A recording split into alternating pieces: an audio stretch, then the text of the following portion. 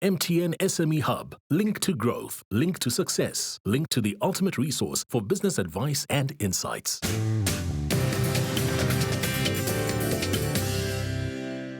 Welcome back to the Big Small Business Show. In studio with us today, we've got Lolo and Ndlovu. He is the founder of Sneaker Shack, 12 stores and growing. And I love the story because it's such a simple thing that he thinks so deeply about. And so I just want to maybe comment, first of all, is what a big thinker you are. When I speak to you, you can see that you're up here and the business is sort of trying to catch up to your level of thinking, and that's very apparent. And I think you're going to suck the business up to your level of thinking and perhaps beyond. So the major question here is around scale, right? And how do you scale? And I think to that big thinker, I think you've covered. I'm not going to sit here and give you these huge light bulb moments, because I think the two places where you need to concentrate right now are brand. And I start off by saying great brand job, and you continue, because that's part of your moat, your differentiator in the market. And the second one is controls. Because especially if you're going to go at scale, if you've got a store in Dubai, okay, that's company owned, you're going to have the right level of controls. If you don't have the right level of controls, you will not be able to scale. So building that kind of thinking now and almost over-engineering the level of control right now so that you ease into your scale is important. And what do controls look like? Now, when I was listening to you, you were talking about training, and I please believe me, if there's one person who believes in it, it's me.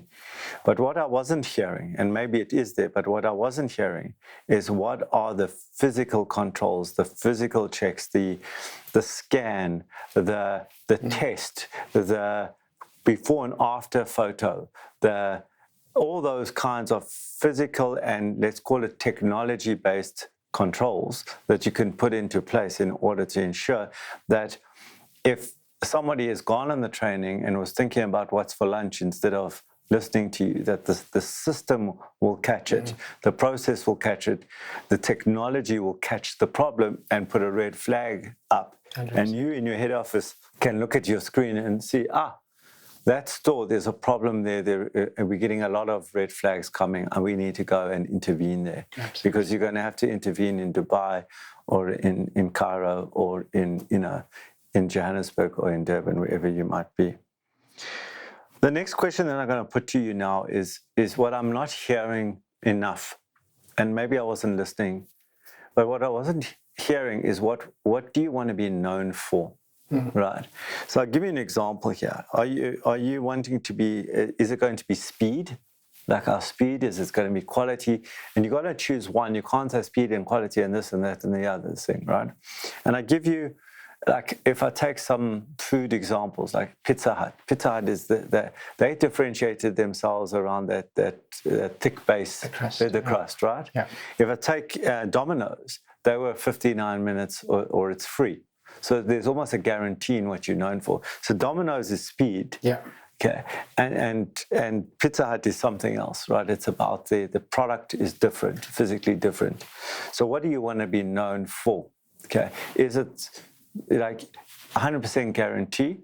Okay. And in that instance, if you want to be known for that, then you need to go to the point of guarantee, actual real guarantee around that. So that's sort of where you're trying to aim for, because in an undifferentiated market, it's brand and it's what you're known for, and you have to deliver. I need to trust that you'll deliver that. So if it's drop your shoes at 2 and you'll get it by 3, then that's what you're known for.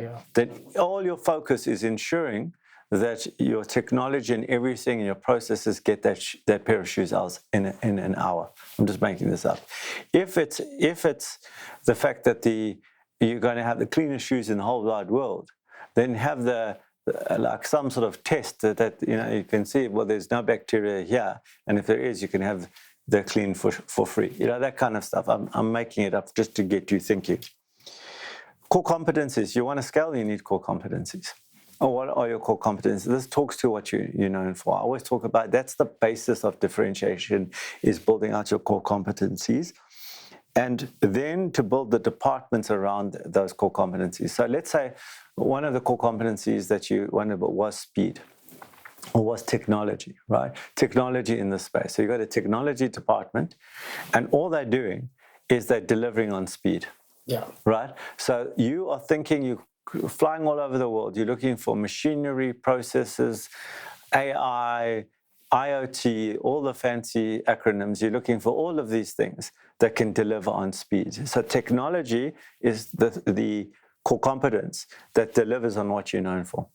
You're following that thinking. So that comes a department, and somebody heads up that department. It could be even you that heads up that department. The last 2 points here is to watch your margin. My experience around scaling businesses is that there's a fallacy around this economies of scale. Generally, what happens in smaller businesses is that management isn't taken into consideration. When you've got 12 stores, you might have one manager, perhaps two. Then you're going to have an area manager. Okay, and then you're going to have a country manager that looks after the area managers. And then you're going to have the EMEA manager that looks after the country managers, that looks after the branch manager. It all goes down. Every time you add one of those layers of management into the business, you're adding a non-productive part to the business. The manager is not getting you sales. The manager's cost. Yeah. And it's a control cost, and it needs to be there. Yeah. But so your margins will start to decline. So you've got to watch those margins. Right now, the lens must be on your margins as you scale. The moment you see your margins declining, you've got to wake up in a sweat and panic and start moving that, because that's the problem. You can have because your controls will start to fray, and your margins and your management coming in as a cost. And then the last thing for me is those virgin type deals. In strategy, there's three parts of dominance theory, which is you're the best sales. You have the best sales capability in your industry, the best marketing capability in the industry, and the best distribution. And I'm not talking about logistics. I'm saying you're distributed more broadly. So whether you're Google or Facebook or GE, you've got those things. You are brilliant at sales. You are brilliant at marketing, brilliant at distribution. So what you're trying to do, and I love the Virgin deal because it gives you distribution. Yeah. Okay, immediately, cheap distribution. So provided you do those deals well, I think you're onto something. So I'm going to end off by saying, I feel like you're on the path. I think you're a big thinker. There's a couple of little things. I don't think I can help you hugely. There's few little things that you just need to be aware of. What do you want to be known for? What's that guarantee? Create the departments, the core competencies of the departments, and watch your margins. And with that, I hope I gave you some things to think about. More than a bargain. Thank you so much. Well, that's it for today's show. I hope you enjoyed this. I love this. I love this insight. I just love this type of business, and I hope you do too. And I hope you come up with these fantastic ideas. And do remember, if you think it, write it down and make it a reality.